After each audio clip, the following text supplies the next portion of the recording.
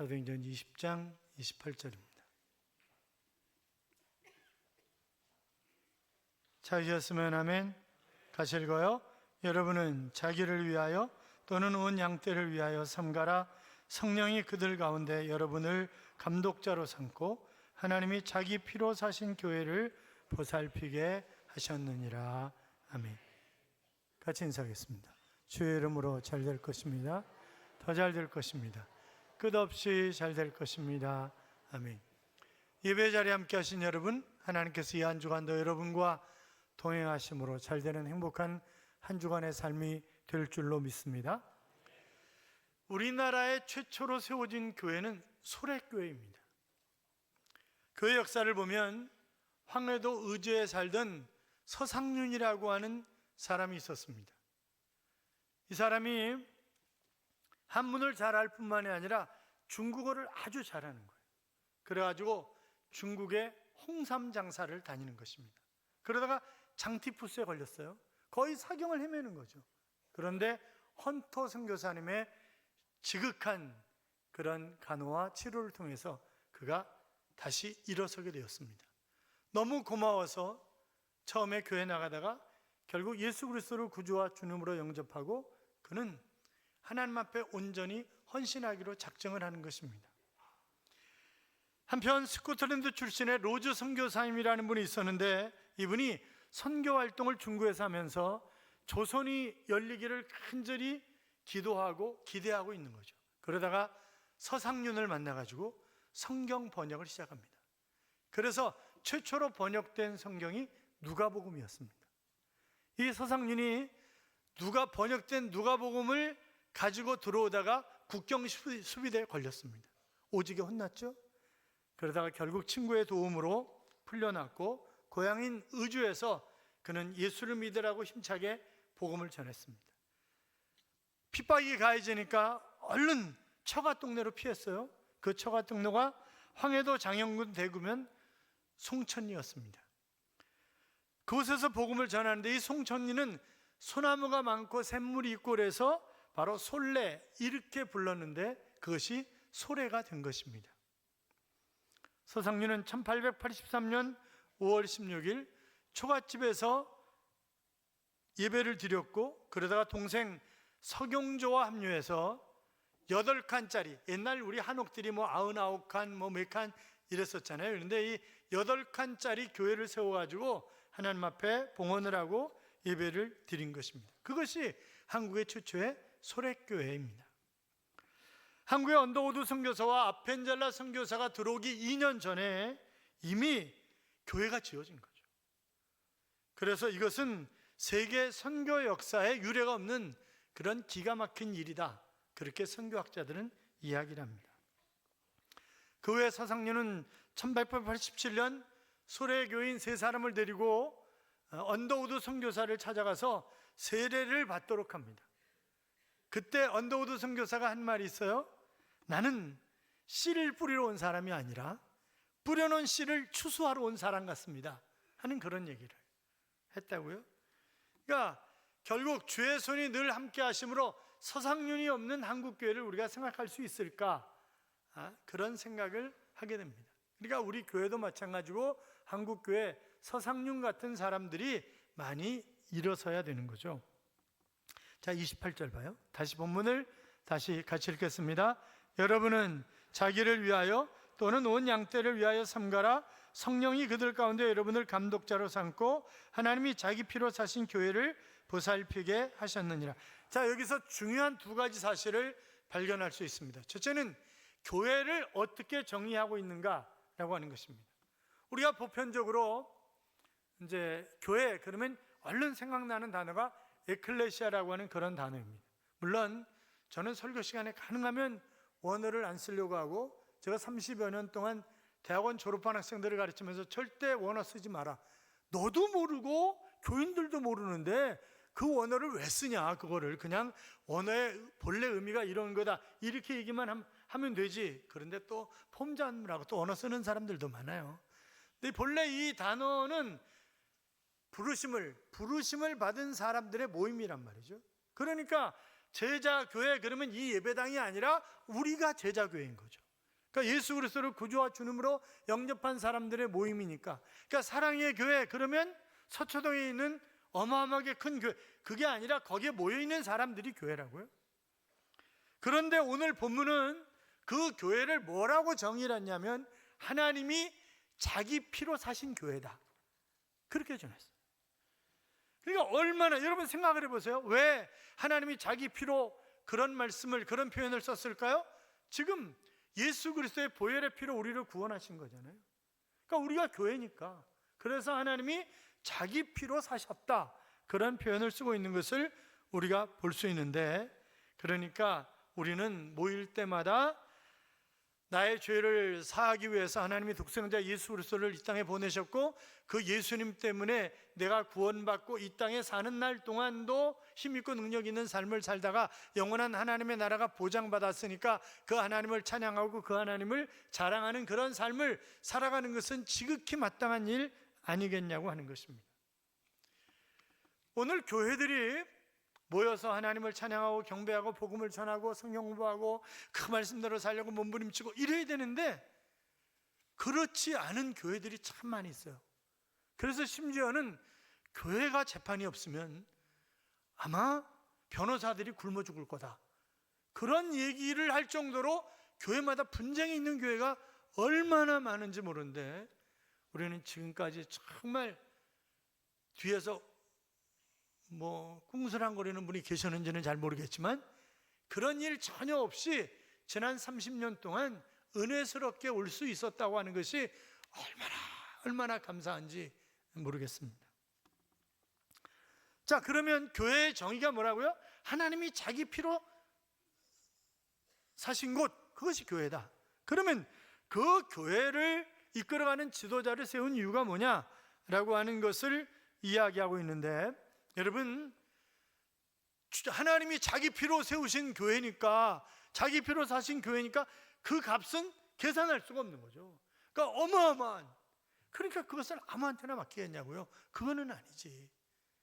여러분이 돈을 많이 벌어가지고 미국으로 이민 간 사람은 제일 먼저 집 사고 그 다음에는 벤츠나 BMW를 사고 그 다음에는 요트 산다고 그러는데, 여러분이 돈을 많이 벌어가지고 벤츠 600을 샀어요. 그런데 집에 딸이 막 운전면허를 따가지고 왔어요.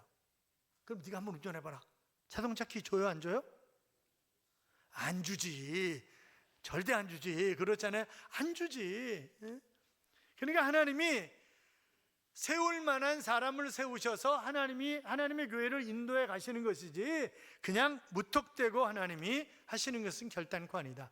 요한계시록 1장 20절에 보시면, 내가 본 것은 내 오른손에 7별의 비밀과 또 7 금촛대라. 7별은 7교회의 사자요, 7 촛대는 7교회니라. 자, 그러니까 촛대는 뭐라고요? 교회라고요. 별은 뭐라고요? 그 교회의 사자라고요. 바꿔서 얘기하면 그 교회를 맡아서 사역하고 있는 담임 목사라고요. 여기서 요한계시록 2장 1절에 보시면, 에베소 교회 사자에게 편지하라. 오른손에 있는 7별을 붙잡고 7 금촛대 사이를 거니시는 이가 이르시되, 그랬습니다. 자, 그러니까 교회를 거니시는 분이 누구라고요? 주님이시라고. 그 7별을 붙잡고 있는 분이 누구라고요? 주님이시라고. 그러니까 주님이 사역자를 붙잡고 가시고 그 사역자에게 비전을 주시고 함께 이루어가도록, 일을 해나가도록 능력과 모든 것을 공급하시는 분이 바로 주님이시라고. 그러니까 주님이 교회를 붙잡고 가시는 거예요. 자, 그런데 그 교회의 지도자를 어떻게 세웠는가라고 하는 이야기를 하면서 성령이 그들 가운데 여러분을 감독자로 삼고 그랬습니다. 감독자는 지금의 직제로 얘기하면 담임 목사다, 그렇게 얘기할 수 있지만 보다 넓은 의미에서 교회 모든 중직자들은 성령이 세우신 것이다. 그러니까 목회자를 통해서 권사로, 장로로, 집사로 세웠지만 그 일은 누가 하신 것이다? 성령이 하신 것이다 라고 하는 것입니다. 그러니까 여러분 직분은 유충규이라고 하는 목사가 준 것이 아니라 누가 준 거다? 하나님이 준 거다. 하나님이. 내가 성가대원이든 내가 교사든 내가 순장이든 아니면 내가 안수입사든 내가 장로든 다 뭐예요? 성령 하나님이 세우신 것이다 하는 그런 이야기를 하고 있습니다. 자, 그런데 문제는 이게 민주화라고 하는 것이 들어오면서 교회와 또 교육자들과 교회 중직들의 권위가 땅에 떨어졌습니다. 옛날에는요, 목사님을 마치 주님처럼 대했습니다. 저희 어머니도 그랬어요. 저희 어머니도 가을 김장철, 이제 조금 있으면 김장철이잖아요. 김장철이 되면 최소 200포기 이상 김장을 담는 것입니다. 그러니까 김장을 담아서 그 내 식구가 얼마나 먹겠어요, 그 김장을. 그럼 다 퍼다가 담임 목사님, 부목사님 전부 갖다 날리는 거예요. 그리고 저희 집의 최대 명절은 아버님 생신이었습니다. 그날 이북 분들이니까 그날은 만둣국을 끓이는 거예요. 그리고 상다리 부러지게 음식을 차려가지고 교회 목사님, 부교육자들, 장로님들을 전부 초청해가지고 다 식사를 하신 후에 그 다음에 가족들이 먹는 것입니다. 그래가지고 저희 당수께서 열받아가지고 저희 아버님하고 대판 싸웠잖아요. 가족이 중요합니까? 교회가 중요합니까? 야 임마, 너는 가족이 중요하면 식구부터 먼저 밥 처먹어. 나는 예수 믿는 게 중요하고 교회 분들이 중요하기 때문에 나는 먼저 교회 분들이 식사한 다음에 그 다음에 밥을 먹는 거야. 웬 잔소리가 많아. 내가 하는데 네가 뭐야 도대체. 이래가지고 난리가 난 적이 있었습니다. 여러분, 물론 지금 이제 개인주의화라든지 잘못된 민주주의라든지 교회 지도자들의 자질 부족이라든지 여러 가지 이유 때문에 그 권위가 상실됐다 이렇게 얘기할 수도 있지만, 그러나 하나님의 관점에서 볼 때는 초대교회나 지금이나 똑같은 것입니다. 하나님이 자기 피로 세우신 교회, 그래서 세울 만한 자를 세우셔서 일하게 하시는 거지 대충 하시는 것은 결단코 아니다 라고 하는 것입니다. 그러면서 에베소 교회 지도자들에게 권면을 하시는데, 너희가 해야 할 일이 있다. 그것은 양떼를 잘 섬기는 것이다 하는 그런 얘기를 하고 있습니다. 여러분, 우리가 해야 할 가장 기본적이고 가장 중요한 것은 바로 여러분을 잘 섬겨서 여러분이 정상적인 신앙생활, 그래서 하나님 품에 가기까지 하나님 앞에 이익을 남기는 자로 설 수 있도록 가이드 역할을 해주는 것이 교육자란 말이죠. 중직자란 말이죠. 여행도 마찬가지예요. 여러분 여행 다 해보시잖아요. 응? 가이드가 누구냐에 따라서 여행이 아주 해피할 수도 있고 여행 완전히 망칠 수도 있습니다. 지난 2월 달에 중고등부 학생들을 데리고 코타키나발루 갔었던 얘기 했잖아요. 거기에 가이드 한 놈, 죄송해요, 놈이라고 그랬어. 가이드 한 인간이 아주 안 좋은 인간이었습니다. 저희가 본래 가면 노팁 노옵션으로 다 갑니다.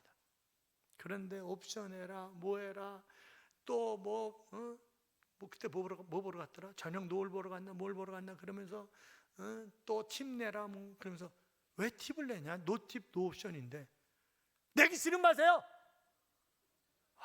제가 학생들만 없었으면 바로 발길질 해가지고 난리를 쳤을 텐데, 하여튼 그냥 가이드가 누구냐에 따라서 이건 여행이 행복하냐 행복하지 않냐. 그러니까 마찬가지, 그 가이드의 역할을 하는 것이 누구다? 교육자다, 교회 중직들이다 라고 하는 것입니다. 자, 그래서 잘 섬기려면 어떻게 해야 되느냐? 먼저 자기 자신을 성찰하라고 하는 것입니다. 오늘날 교회 문제는 교인들의 문제가 아니라 바로 지도자의 문제다, 그렇게 얘기할 수 있습니다. 목회자가 목회자의 일을 제대로 하지 않고 항종직 그 직분을 가지고 있는 교인들이 중간 지도자의 역할을 제대로 하지 못하기 때문에 생겨나는 문제다, 그렇게도 얘기할 수 있을 것입니다. 그러므로 늘 우리는 우리 자신을 되돌아봐야 합니다. 그래서 자신을 성찰해야 된다라고 하는 것과 또 하나는 영적 질서를 잘 따라야 된다라고 하는 것입니다. 하나님의 양떼를 위해서 우리 교회에 어떤 질서를 주셨는지 그 질서에 순복해야 하는 것입니다. 그런데 그게 가끔 잘 안 되는 분들이 있잖아요. 그런 태도는 하나님을 인정하지 않는 것이 되는 겁니다. 여러분 보세요. 모세를, 또 여러 가지 성경에 나오는 그 지도자들을 불편하게 했을 때 그것이 하나님을 불편하게 한 것이다 라고 하는 그런 얘기들은 성경에 무지기수로 나옵니다. 어떻든 영적 질서에 순복하는 것, 자신을 성찰하는 것, 그것이 지도자가 양떼를 섬기는데 필요한 조건이다 하는 그런 얘기를 하는 것이고, 그러면서 에베소 교회가 당면한 그런 문제를 얘기하고 있어요. 자, 29절 30절 봐요. 같이 읽겠습니다. 내가 떠난 후에 사나운 이리가 여러분에게 들어와서 그 양떼를 아끼지 아니하며 또한 여러분 중에서도 제자들을 끌어 자기를 따르게 하려고 어그러진 말을 하는 사람들이 일어날 줄을 아노라. 아멘. 자, 바울이 떠난 뒤에, 교회 지도자가 떠난 뒤에 사나운 이리가 달려들 것이라고 하는 것입니다. 역대하 26장 4절 5절도 보면 우시야 왕이 정말 잘했었지만 그러나 지도자가 떠난 후에 어떤 일이 있었는가라고 하는 것을 설명하고 있는 부분도 우리가 볼 수 있는데, 이 사나운 이리는 절대 자기 본질을 드러내지 않습니다. 왜요? 양의 털을 쓰고 있고 양의 가죽을 입고 있거든요. 문제는 이런 이리들이 교회 안과 교회 밖에 호시탐탐 교인들을 노리고 있다고 하는 사실을 우리는 분명히 기억해야 합니다. 그래서 우리는 교회 안에서 분열을 일으키는 사람, 다른 데 가서 뭐 이상한 거 공부하지 않고 이러는 사람이 있으면 얼른 신고해야 된다 하는 얘기를 수없이 여러분에게 하잖아요. 그러니까 교회에 대해서 비판을 하고 교회 목회자와 교회 중직자들을 비판하고 이러면 그 사람은 다시 한번 뒷조사를 해봐야 되는 사람이에요. 물론 잘못할 수 있죠. 교회 목회자를 위시한 교회 중직들이 잘못할 수 있죠. 그러면 아굴라 브리스길라 부부처럼 조용히 와서 얘기를 하는 거예요. 이게 어떻게 된 건지 확인을 하고, 그러면 그것을 받아들이고 고칠 것은 고치고 이제 그러는 것 아니겠어요? 자, 그러면 우리가 교회 안에 숨어 들어왔던, 교회 밖에서 우리를 유혹하든 그 이리 같은 그런 존재들을 이겨내려면 어떻게 해야 되느냐? 31절 32절 봐요. 같이 읽어요. 그러므로 여러분이 읽게요. 내가 3년이나 밤낮 쉬지 않고 눈물로 각 사람을 훈계하던 것을 기억하라. 지금 내가 여러분을 주와 및 그 은혜의 말씀에 부탁하노니 그 말씀이 여러분을 능히 든든히 세우사 거룩하게 하심을 입은 모든 자 가운데서 기업이 있게 하시리라. 자, 이기게 하려면 어떻게 해요? 말씀에 든든히 서야, 그래야 이기는 삶을, 정상적인 신앙생활을 할 수 있다 하는 그런 말씀을 하고 있는 것을 우리가 볼 수 있습니다. 자, 어떻든 지도자들이 해야 할 그런 일들이 있단 말이죠.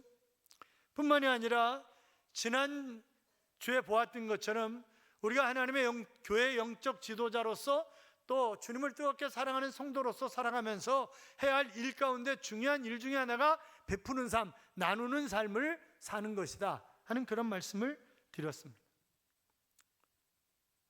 김배모 장로님, 육군사관학교에 아직도 강제구소령 동상이 있나요? 있었죠. 워낙 교정이 넓고 또 이제 오래된 일이니까 그 육군사관학교 교정에 강제구소령의 동상이 있었습니다. 지금도 있는지는 잘 모르겠어요. 그분의 계급이 높아서 그분이 참모총장이라? 아니요, 인격이 위대하고 영원히 남을 만한 그런 일을 했기 때문에 그의 동상을 세우고, 그리고 후학들에게 바로 본받을 것을 이야기하는 것입니다. 자신의 귀한 몸, 한 번밖에 주어지지 않는 그 귀한 몸을 옥합을 깨뜨려 주님의 발 앞에 부었던 마리아처럼 그의 몸이라고 하는 옥합을 깨뜨려서 피를 쏟아 많은 부하들의 생명을 살렸기 때문에 동상을 세운 것입니다. 월남 파병 직전에 작전 훈련을 하던 중 부하가 수류탄을 잘못 떨어뜨린 거예요. 그러면 자기 있는 그 주변에 있는 모든 부하들은 다 죽는 거죠. 몰살당하는 것입니다. 그러니까 얼른 자기 몸을 던져서 자기가 죽고 다른 사람은 살렸단 말이죠. 그래서 그의 생이 위대하기 때문에 후대에게 그의 숭고한 정신을 기리는 것 아니겠습니까? 여러분, 우리 가운데 부자도 있고 가난한 사람도 있습니다. 그런데 돈이 많다고 부자는 아닙니다. 돈이 없다고 가난한 것은 아닙니다. 가난하지만 정말 하나님의 자녀로서 부자처럼 나누며 사는 사람들이 얼마든지 있습니다. 그러나 물질은 많지만 정말 영적으로 가난하게 사는 그런 사람들도 많이 있습니다. 늘 남의 것만 호시탐탐 누리는 그런 사람들도 많이 있습니다. 우리가 35절 우리가 지난주에 보았는데 다시 읽어요. 범사에 여러분에게 모분을 보여준 바와 같이 수고하여 약한 사람들을 돕고 또 주 예수께서 친히 말씀하신 바 주는 것이 받는 것보다 복이 있다 하심을 기억하여야 할지니라. 아멘. 자, 우리 모두가 훗날 제자교회 성도들이, 우리의 후배들이, 우리의 자녀들이 어떻게 부모님을 기억하고 어떻게 신앙의 선배들을 기억하는가라고 하는 것은 대단히 중요한 거죠. 왜 주는 것이 받는 것보다 더 복이 있다고 하는 것입니까? 여러분, 우리는 늘 받고 살아왔습니다. 태어날 때 뭐 가지고 태어난 사람 아무도 없습니다. 다 우리가 가지고 있는 지금 모든 것은 다 부모님에게 또 하나님의 은혜로 우리가 다 받은 것들입니다.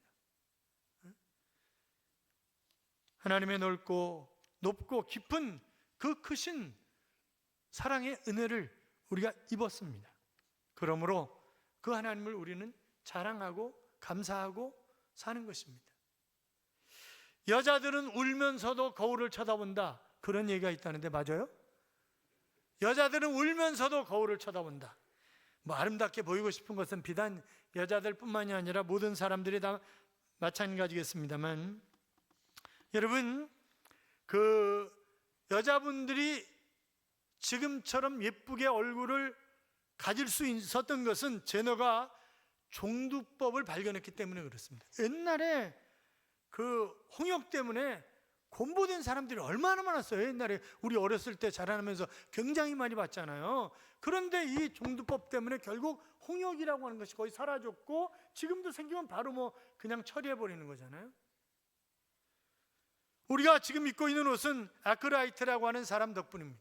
이분이 늘 뭘 연구하는 거예요. 그런데 실패야 항상. 그러니까 그의 부인이 연구하다가 코 박고 죽어라, 그러면 도망가 버렸어요. 그냥 도망가 버리니까 자기가 힘들게 살면서 날씨가 추워지면 이게 어떻게 할 수가 없는 거지. 그래서 어떻게 좀 내 몸을 따뜻하게 할 수 있는 것이 없을까? 그래서 만든 것이 방적기계 발명이었어요. 그러니까 우리가 감사하며 살아야 되는 거죠, 사실. 이런저런 것 생각하면서. 여기 성경에서 준다고 했는데, 준다라고 하는 단어는 여러 가지 의미가 있는 그런 단어입니다. 자기 희생이 전제된 그런 의미의 단어입니다. 또 영향력을 끼친다라고 하는 그런 의미도 있습니다.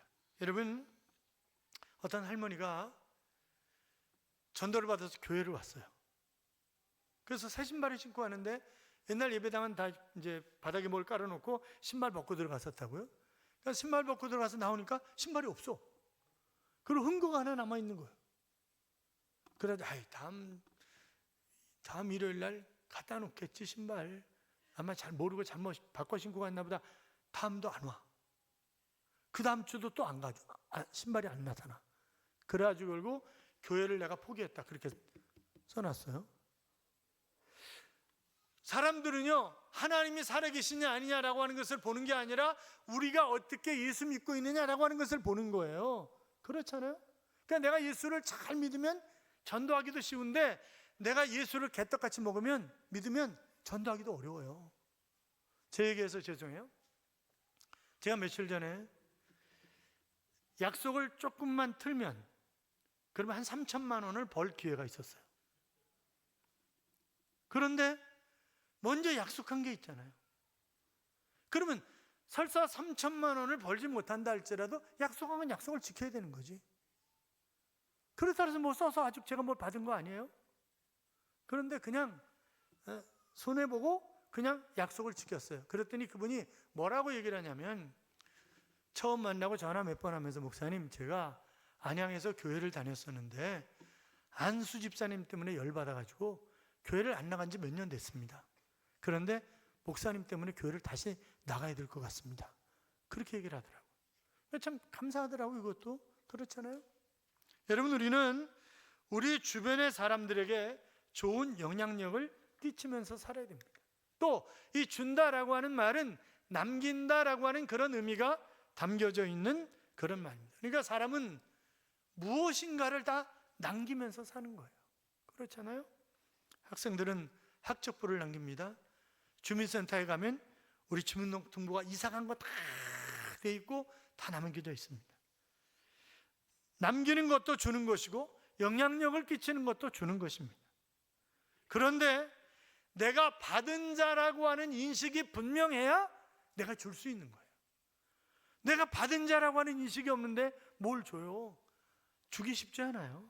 그렇잖아요. 슈바이처 박사는 이런 얘기를 했습니다. 이 지구상에서 찬란한 영광을 받은 사람은 그만큼 역사에 많은 것을 주고 간 사람이다. 그렇잖아요. 빛나는 위대한 사람들은 우리에게, 후손들에게 뭔가를 주고 간 사람이지, 자기 것 끝까지 챙기고 간 사람이 무슨 남아요? 안 남지.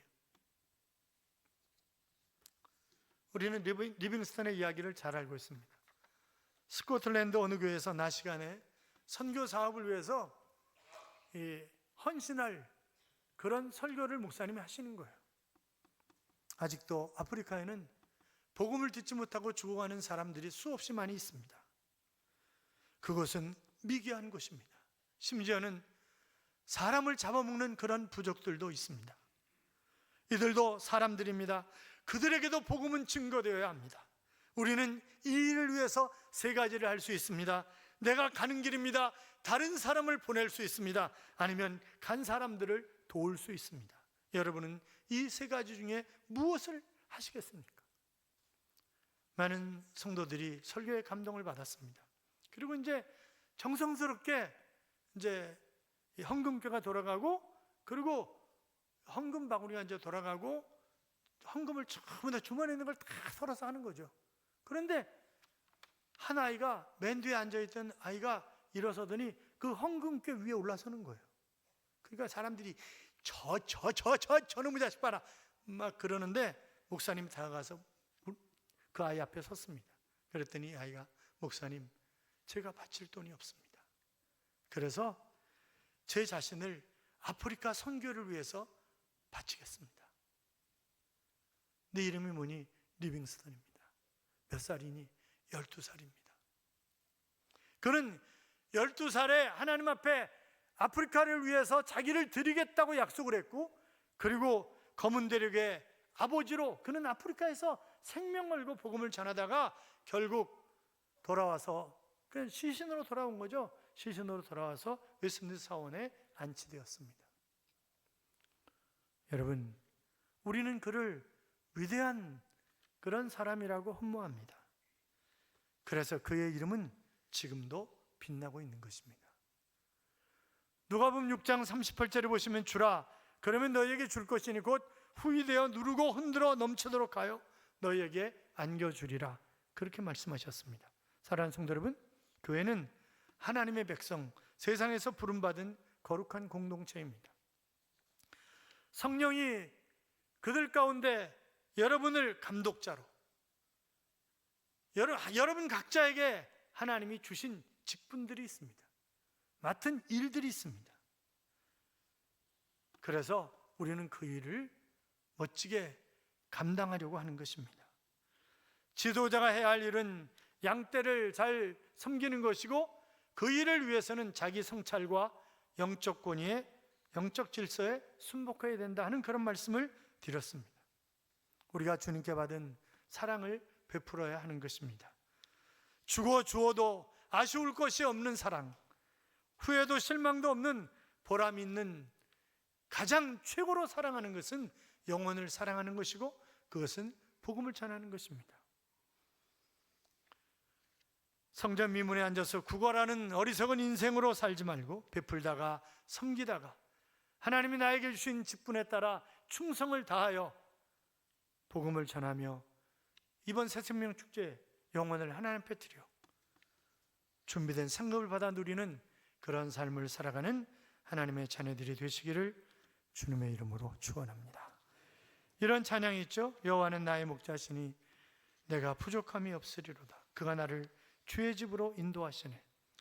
여호와는 나의 목자, 내가 부족함이 없으리로다. 그가 나를 푸른 초정과 맑은 물가로 인도하시는도다. 내 영혼을 소생시키시고 의의 길로 인도하시는도다. 사망의 음침한 골짜기로 내가 다닐지라도 주께서 나와 함께 계시니 두려움 없네.